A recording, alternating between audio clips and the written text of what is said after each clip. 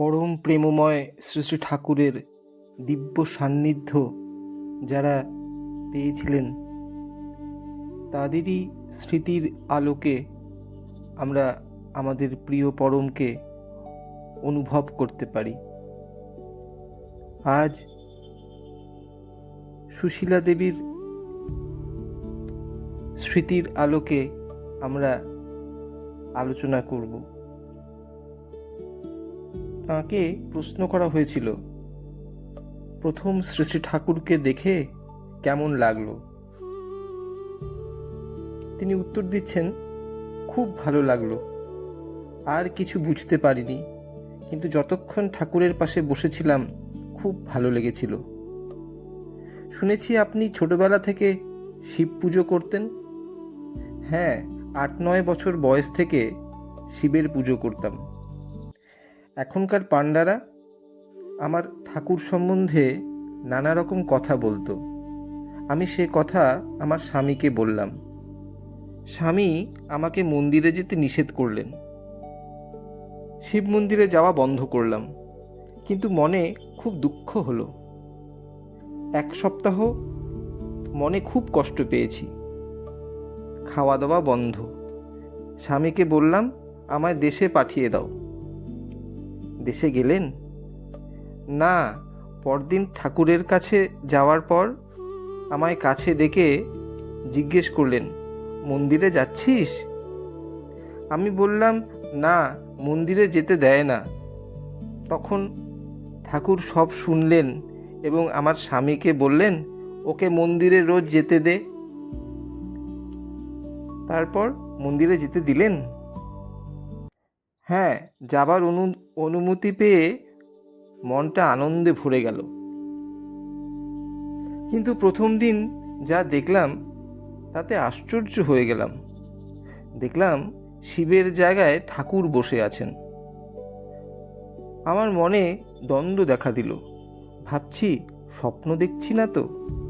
এখানে ঠাকুর কি করে আসবেন? বাড়িতে এসে চক্রফটোর মধ্যেও শিবকে দেখলাম। শুধু ওই দিন নয়, রোজ একই জিনিস দেখতাম। মন খুব খারাপ হলো।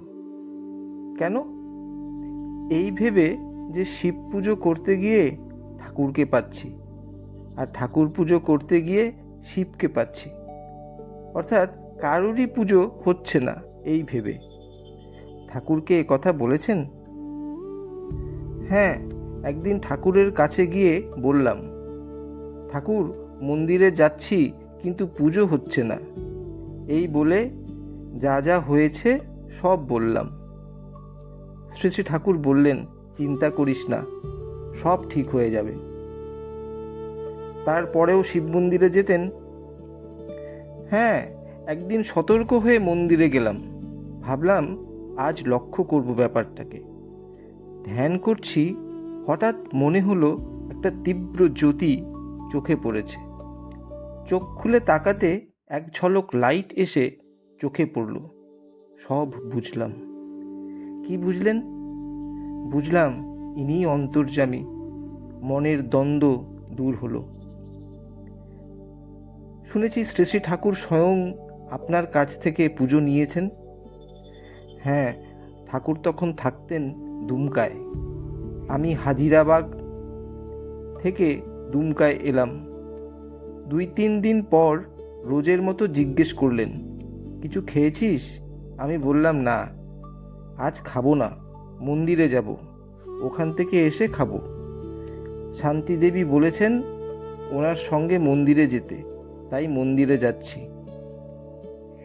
শুনে শ্রী শ্রী ঠাকুর গাড়ির ব্যবস্থা করতে বললেন। গাড়ি দেওঘর থেকে যাবে এবং আমাদের মন্দিরে নিয়ে আসবে ও পৌঁছে দেবে।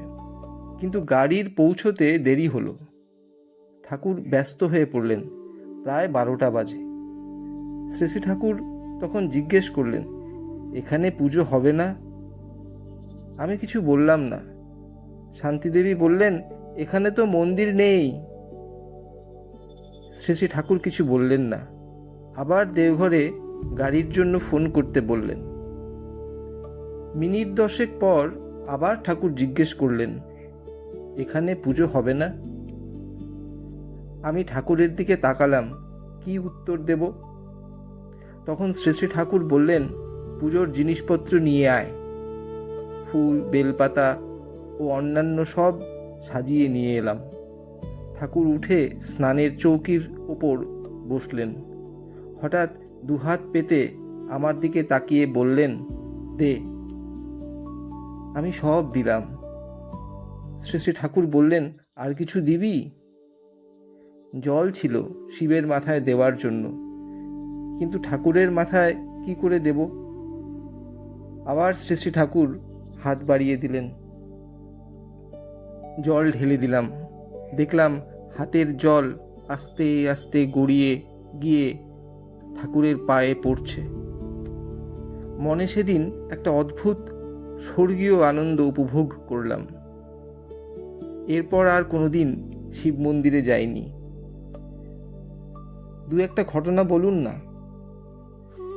একদিন মায়া মাসিমাকে বলেছিলাম ঠাকুরের পা টিপে দিতে ইচ্ছে করে। মায়া মাসিমা ওই কথা ঠাকুরকে বলেছিলেন। একদিন ঠাকুর আধশোয়া অবস্থায় বিছানায় ছিলেন, আমি পাশে বসেছিলাম। ঠাকুর ডাকলেন, আয়। তারপর পাটা বাড়িয়ে দিলেন। আমি ঠাকুরের পা টিপে দিলাম। ওই সময় আমার একটা কথাই মনে হয়েছিল, যে জগতের মালিকের পদসেবা করার সৌভাগ্য আমার হলো, জীবন আমার ধন্য। আরেকটা ঘটনা মনে পড়ছে। আমি তখন দাঁড়ভাঙায় থাকি। ছেলে খুব অসুস্থ, 4 বছর বয়স। জ্বর উঠে গেল 7 ডিগ্রি, যায় যায় অবস্থা, চোখ বন্ধ। হাসপাতালে নিয়ে যাওয়ার সময় বোতল থেকে ঠাকুরের স্নানের জল কয়েক ফোঁটা মুখে দিয়ে দিই। সঙ্গে সঙ্গে চোখ খুলে তাকালো। হাসপাতালে ভর্তি করে দিলাম। একদিন রাতে ওর বাবার উপর খুব রাগ হলো, দুঃখও হলো, কারণ ছেলেটা যায় যায় অথচ সে দেওঘরে ঠাকুরের কাছে। তখন রাত 12টা হবে।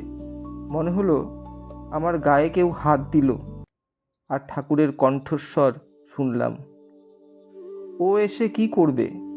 আমি তো তোর কাছেই আছি। শরীরটা কেঁপে উঠল। মান অভিমান ভুলে গেলাম।